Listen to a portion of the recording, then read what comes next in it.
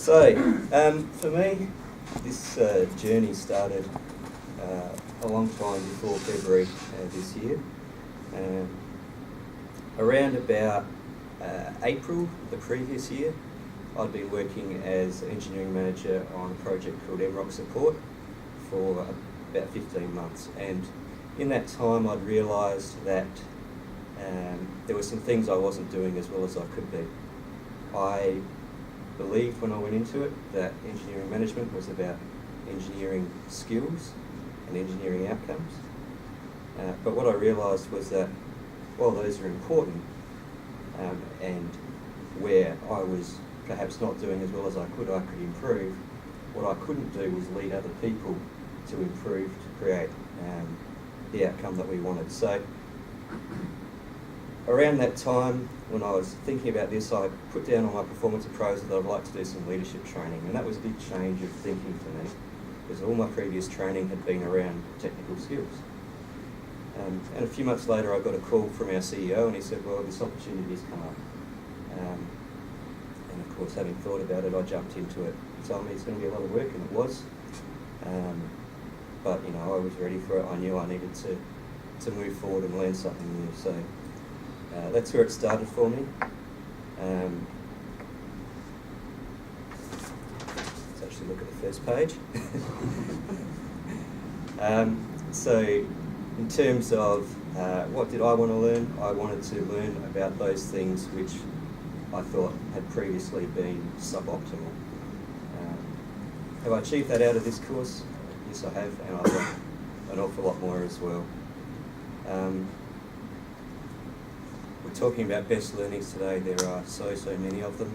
We can look at definition of success, achievement of goals, success continuum, goal setting, above the line thinking, all those things. But what I want to focus on is that success is achieved with and through people. And the engineering, just like every other business, is a people business. So what do I mean by with people? Well, with our customers.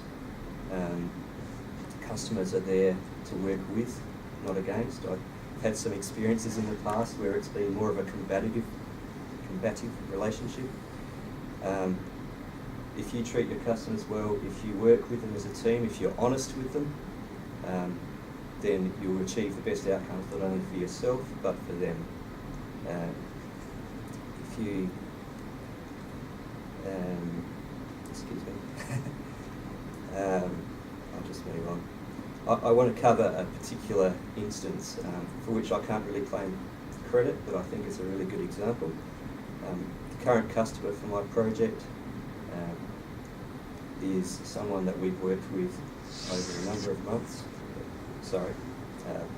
maybe 18 months or more. We started the project in the start of this year, actually corresponding with the start of this course, and things have gone pretty well, but we have such a good relationship with them that they've recently come to Sydney to a conference with us,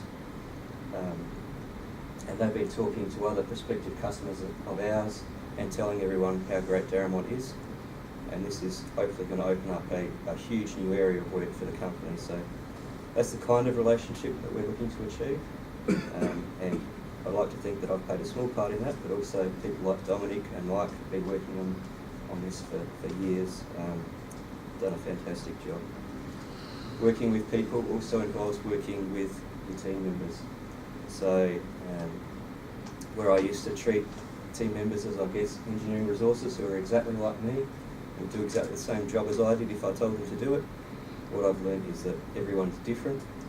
Everyone needs to be treated in a different way, in a personal way that has meaning to them. And that it's my responsibility to find out what does have meaning to them, to engage them and to motivate them,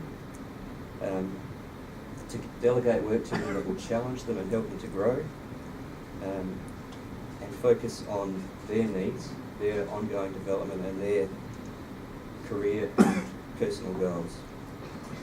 When you do this, you bring people with you and you create great outcomes. So to look at how that's been applied. I won't go into it, but I set a number of goals around delegation, engaging people, mentoring and developing people. What's come out of that? Well, as I said, my project started around the same time of this course. There's a couple of phases. The first phase, which I discussed at the mid-course review, I had a goal to achieve the budgeted financial outcomes, and through a number of different methods, we achieved approximately 190% profit above the baseline expectation. So I thought that was a great result. And in addition to that, the small team we had on that project, I think, grew individually, and both those people have stepped up. The second and third phases are much larger. That first phase was worth about $220,000.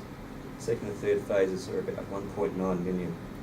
And we're currently tracking for 84% above the profit baseline. And my goal for these phases was 80%, so I'm on target to achieve that. Long term, I think the company is set to benefit from several new initiatives that have come out of the course. Just to wrap up, my new goals to bring a lot of this learning to the company. So to develop a team leadership program that we can roll out to prospective team leaders so that they don't make the same mistakes that I think I made. And in my personal life, to apply the goal setting process to a lot of my family's long-term goals. I'd like to thank Jim and LMA. The course has been really great. It's been immensely beneficial to me. It's changed my attitudes from being about technical outcomes to being about people. I'd like to thank David and Alexandra for the help they've given me throughout. Duncan, my manager mentor, he's a very, very busy guy, but he's still found the time to talk to me about all manner of topics throughout the course. Derrimut Senior Management, who have given me the opportunity to do this course, and all the fellow participants who've provided a lot of interesting insights throughout.